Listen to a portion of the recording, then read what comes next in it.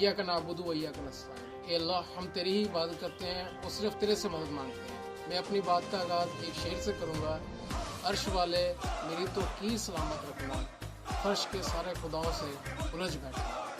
तो मेरे पाकिस्तानियों, जैसा कि कल पाकिस्तान के मुस्तकबिल और पाकिस्तान के फ्यूचर का जो फैसला कुन वक्त है, और इसमें आप लोगों ने फैसला करना है कि क्या आप गुलाम माना ज़िंदगी गुजारना चाहते हैं या आप एक हकीकी तौर पर आज़ाद रहना चाहते हैं। तो मेरे पाकिस्तानियों, मेरी आप सबसे अपील है कि कल तमाम पाकिस्तानी जो हक और सच के साथ खड़ा है, वो एक ही लीडर है इस वक्त, वो है इमरान खान।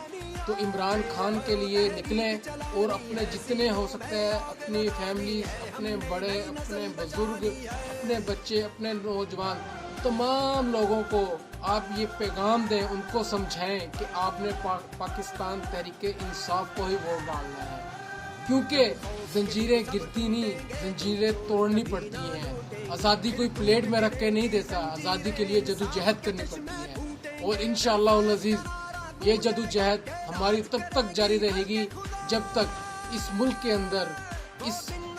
अंदर एक अच्छा निज़ाम नहीं आ जाता। इस मुल्क के अंदर जो हमारे कायद इल्लामा इकबाल ने जो ख्वाब देखा था और जो कायद आज़म ने इसकी जो तामीर की थी, उस पर अमल दरामद जो जब तक नहीं होगा, इंशाअल्लाह अज़ीज़ हम अपनी जदोजहद जारी रखेंगे। और हम खान साहब के शाना बिशाना खड़े हैं और खड़े रहेंगे।